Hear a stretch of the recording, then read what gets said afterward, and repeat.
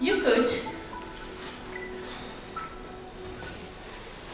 make use of the notion of ethics by design. It's a big notion, and Lucky is working on that a lot, on how to actually shape ethics by design, building again on the principles, and then which ethical norms should inform ethics by design, and that really places the burden on companies or on their engineers making the software, making the code.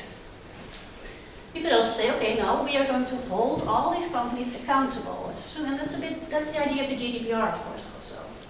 If there is a decision being made by an algorithm, then you need to be able to look behind the veil.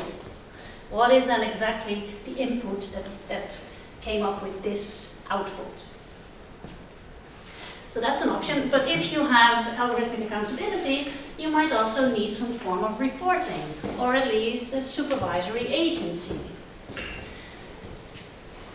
Unless, of course, you trust the market parties, the companies, to be completely fair, open, transparent, etc. in their accountability mechanisms.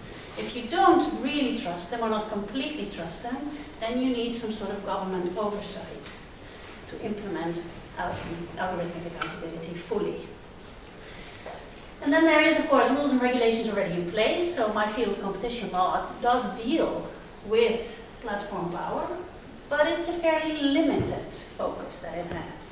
So it can police some forms of behavior and give huge fines to big companies, but it's only some forms of behavior. If you want to change that, you might want to rethink the shape of existing laws and existing rules.